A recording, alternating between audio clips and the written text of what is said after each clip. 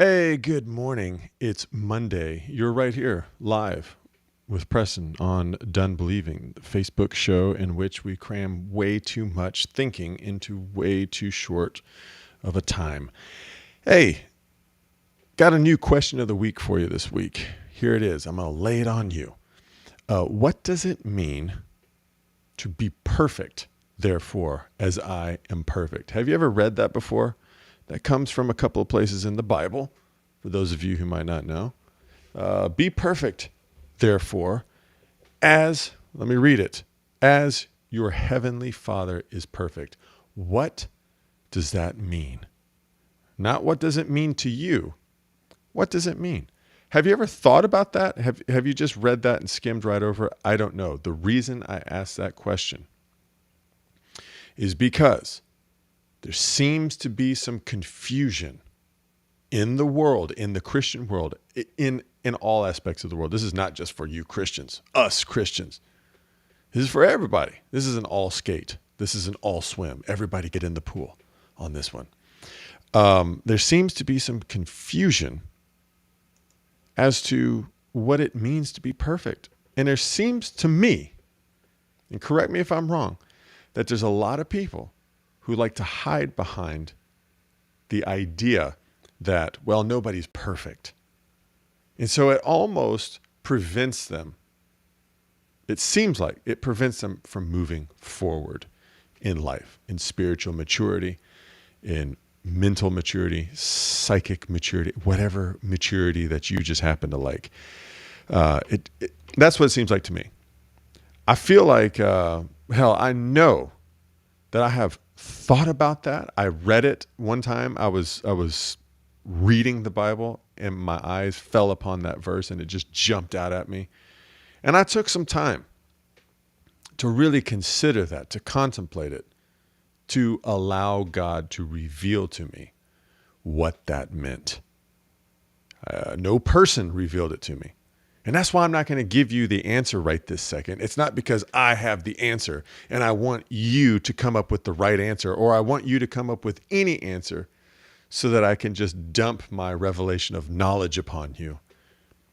It's not that at all. As a matter of fact, if I did get a revelation from heaven, which I believe I did, I sure as hell ain't going to tell you about it because it wasn't for you, it's for me. But there's only one God. There's only one Spirit. And he doesn't tell you one thing and me another thing. So, that being said, that's my motivation behind the question. Have you read that? Have you thought about it? Have you gone to God for the answer? And the proof that you're getting the right answer from God will be that there's a lot of other people who also got the same answer from God. It's like that simple, right? So that's why I asked the question. Maybe you've never really thought about what that phrase means. Maybe you've only ever listened to what somebody else told you it means. And that's why I asked the questions. It's not because I've got all the answers and I'm just using a specific method to open it up and make it look like I know like I know all the information. It's really to challenge one another. I am trying to challenge you to maybe think about something that you hadn't thought about before. That's it. So, and I know it's possible from having done it to hear something, to read something in the Bible, whatever, and then go and say to God, hey, what does that mean? I don't understand what this means, Lord. Show it to me. And he will. It's that simple. Hey, let's keep going. This is Media Monday. A little something new I thought I would try. First time. Media Monday, I thought we would go over some headlines. I'm not going to read the stories. I'm just going to hit the headlines, maybe a little paraphrase, and just weigh in on some of that. Ready? Let's go with the first one right here on Media Monday. I need some intro music to Media Monday for this segment of the show. That's what the professional people do. That's what they do. But hey, here's the first one. Prisoners released during COVID are sent back with little to no warning. That's from NPR. You can read that. But prisoners released during COVID are sent back with little to no warning. And if you were a prisoner during COVID-19 and the politicians and the people, the elected officials came along and said, oh, it's just too crowded in there. Y'all are all going to get sick. We better let all these people go. But now they realize, oh, wait, we can't have all these criminals on the street. Things are starting to suck around here. Put them all back in jail. If you were a prisoner and they let you out during COVID, how much warning or notification do you need before they put you back into jail where you belong? Okay? Think about that. Like these criminals were at work. Hey, I need some notice. I need to let my job know that I'm going to go back to jail for another 5 years. That way they don't fire me for a no-call, no-show. How stupid is that? Of course, prisoners are going back with little to no warning. They want to make sure that they can catch the criminal. They're a damn criminal. Hey, we better send him a text, let him know we're on our way to arrest him. He'll stay there and let us get him, right? So stupid. Let's keep going. Michigan. There's a G in there. It's not Michigan. Are you a Michigan or a Michicant? Anyways, Michigan Library fights to restore funding after dispute over books with some sexually abnormal themes. Now, I added the word sexually abnormal because what the headline actually says is LGBTQ. So a Michigan library has had threats of being defunded, losing funding. So people in Michigan right now, they're having to have a vote to determine whether or not they want to keep spending money on a dadgum library because they had some disputes as to whether or not they wanted some LGBT-themed books to come into their library. Isn't that crazy? Isn't that crazy? That's from the Wall Street Journal, by the way. Again, I'm not reading the actual story. I'm just giving you the headline, making a broad generalization, a broad observation of the world around us. What kind of life, what kind of world do we live in where everything is so perfect? Everything else is going so great that the only things we really have to bitch about are whether or not books with sexual themes should be put into a publicly funded library. Personal opinion, I don't really go to the library to get porn. It's what the internet's for. If I want sexually themed literature or videos, I go to the internet, which is free. If I want information, I go to the library. Hey, on a side note, now that we have the internet, do we really still need libraries? I mean, back in the day, not everybody had books. Yeah, it's only rich people had libraries in their homes. So then communities came along and said, hey, people need access to the information. Let's put the information in a public library, not a private owned library, not a university, not a rich guy's house, but something that we can all go and share from. And the institution of publicly funded libraries was created. For what purpose? So that the masses could have access to the information that was found in books. Then we invented something called the internet. We should have just done away with the libraries right then and there. On a side note, the library in the town I live in is mostly inhabited by homeless people. Sleeping, parking their bikes out front, and checking their Facebook on the computers inside the library. I'm just saying. A bunch of other people's libraries seems to be mostly inhabited and frequented by drag queens wanting to read stories to little kids. So stupid. So just do away with the damn library. Anyway, no, you shouldn't do away with the library. I like libraries. I like the idea of that. It's a place that you can go and look at books. It's great. It doesn't make a bit of difference to me because the information is now on the internet. So if you want to get dirty smut, you can go on the internet. But some groups of people, LGBTQs, they're like, no, we want that smut to normalize our behavior in the publicly funded library. How stupid. Okay, all right, that's just my opinion of it. Let's keep going. Here's another headline. This comes, I'm going to read it first, then I'll read the source. All right. Off-duty Chicago police officer is being charged with felony after kneeling on a teen's back. This cop, he was off duty at the park. He thought some teenagers were trying to steal his son's bike. He might be mistaken. He might not. He ran over there. He grabbed the one that he thought was trying to steal the bike. He put him on the ground and he restrained him with a knee on the back. Whoa! Big no-no. Has this guy been living in a cave for the past year and a half? You can't put your knees anywhere near a person of color. Are you insane? Everybody knows that the knee of a white police officer is the most racist part of the body. Holy cow. This guy's a moron. Jeez. This comes, the news source on this, Black Enterprise. Black Enterprise. Whatever the hell that is. You can't have any altercation with a person of color. If you're a white person, you cannot have any altercation with a person of color because it's going to be your fault because you're racist. You dumb whitey. Don't you know that? I'm mocking. I don't really believe that. It's just kind of a shame. Now listen, here on Media Monday, the reason I'm bringing up all these headlines, these 3 headlines specifically, there's tons more. There's tons more. I had to skip over the one headline, which was Britney Spears, semi-nude, announcing that she's working on a collaboration with, who's that gay guy? Piano player, gay piano player, you know, Elton John. What? What a world we live in. This is the future. Whereas technology is everywhere. Information at your fingertips. Anything you want to do. Nothing should be standing in your way now. No, this is what we get. We get Britney Spears, a washed up has-been.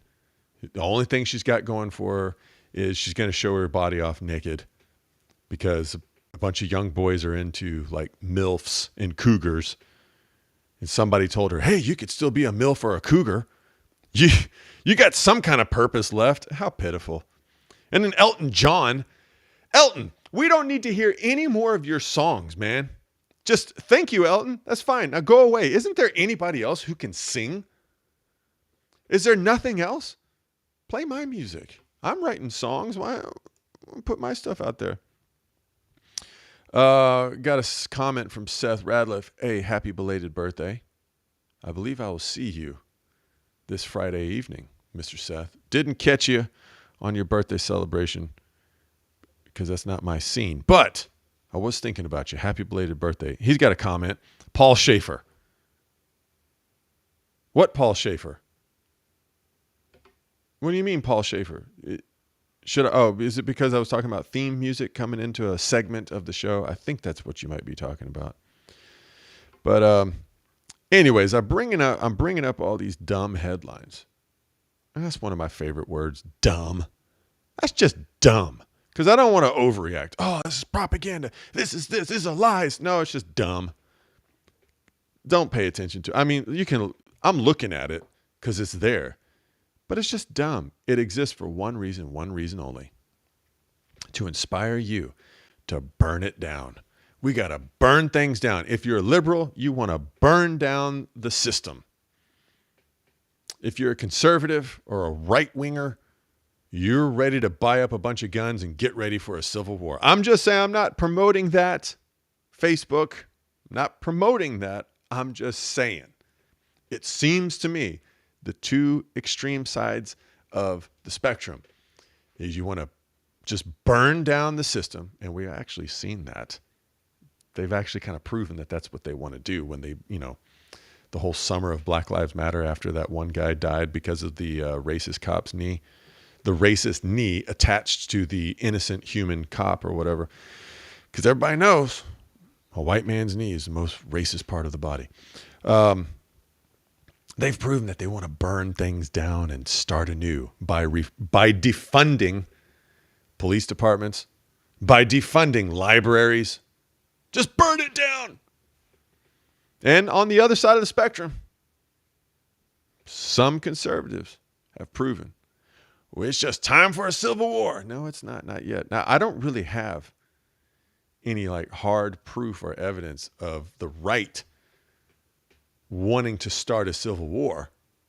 I just know that the right wingers, they're like, I don't know what's going on. I'm going to buy some more ammunition because that seemed to have worked back in 1776. I think it'll work again. So if you can't tell, I'm kind of conservative. I'm kind of a right winger, but like, geez, man. Anyways, but both sides of the spectrum, I don't care what side you're on, you got to avoid the temptation to want to just tear it down and start over. And part of a civil war is tearing things down and starting over and rebuilding. At least that's the temptation. I don't think everybody, I might not be saying that right. I might not be expressing that right because I know for a fact that the left wingers, they want to burn down things and defund things. I don't really know for 100% fact that everybody who considers himself a right winger wants to destroy the country. I think they just want to bring things to a head and deal with things. That's what I'm thinking. Got another comment from Seth Radliff. He says, you said, who is the gay piano player? Oh, okay. Yeah. The gay piano player, Paul Schaefer. Is he gay? Is Paul Schaefer gay? Is no one immune? Is no one safe from becoming gay if they're a musician? Anyways, and I was just messing around about Paul. He hasn't had a hit song since he wrote It's Raining Men. That is true. Paul Schaefer from the David Letterman show or whatever, he did write that song, It's Raining Men, hallelujah. So yeah, I guess it's common knowledge that he's, well, whatever. The way to improve things, and I'm going to end with this today. The way to improve things. Let's just start with our own lives. Because whatever we feel like we should do for the country, it's probably what we're doing to ourselves. Is somebody running around going, oh, we just got to burn it all down and start over. I guarantee they probably haven't seen anything through to the end. Hey, and proof that a lot of the people who want to burn things down and start over from scratch, proof that they within themselves, the way they live their own lives, proof that they do that to themselves is the fact that they don't even want to pay off their own college debt. They made a commitment to pay back money, and they won't even see that through to the end. How? It's pitiful. And there's so many people. I've met tons of people, Christians, non-Christians, and that's a normal knee-jerk reaction. If something's not working out the way you want it to, burn it down and start over. I have learned, because I've done that before with certain things, it's not really successful. It's not really a good practice in order to build and mature and grow and move forward. To burn things down to the ground and start over. Now, don't get me wrong. Sometimes things need to come to an end. You just got to end it and you got to keep on moving forward. But to destroy is never a good means to build. In order to build, we have to destroy all of this. Well, I don't know about that with everything. I definitely know about it in your personal life. People go on crash diets. It's like, well, it's kind of extreme. Maybe you should like ease yourself off of ice cream, not just swear off ice cream forever. It's kind of a huge statement there that you're going to have to back up now. So this is what I have noticed works. I learned this from a friend. I saw a friend of mine doing this with his own life. Actually, I saw a friend of mine doing this with his golf game. I play golf with him. I'm out there. I'm setting up. I'm lining up. I'm doing something. It's not working. I just completely start over. Get a new strategy. Get a new club. And he's like, well, you just make minor adjustments. Observe what you're doing and make minor adjustments along the way. That's how you build something. That's how you get better. That's how you improve. You don't destroy all the way down and start all the way back over. That wastes a lot of time. Observe and make minor adjustments. That's what he told me about my golf game. That's what we ended up talking about the rest of that round of golf, just about personal life, personal development, hobbies, interests, you name it, spiritual disciplines, all that stuff. And we talked about that over golf. So that's something that I picked up from a good friend. I have begun to employ that. And when you do that, you overcome being an emotionally responsive person. You're not responding out of emotionally reacting person, I guess. You're not really reacting out of emotions anymore. You start to observe and go, yeah, I kind of screwed that up. Need to do this over here. Need to do that. Need to make this change. Here's something I did wrong, or here's something that wasn't really working. Let's tweak that. You got to avoid the temptation to go grab a spiritual Molotov cocktail and just hurl it at the house of your soul, so to speak. And if you look at these headlines, that's what the infamous that's what the mob who wants you to join them, because there's misery. Misery loves company. So these people are miserable. They're not okay with doing it by themselves. They got to have the mob with them. The mob wants you to read headlines, overreact, and then go burn something down, figuratively and literally. I'm going to end on that one. Thanks for being with us, Seth. Thanks for the comments. Like I said, I believe I will see you Friday at another birthday party. Not yours, of course. Somebody else's. How pathetic is that? I didn't even go to your birthday party, but I'll see you at somebody else's birthday party. Pitiful. What a pitiful friend. But hey, man, thanks for being here. We'll catch y'all later.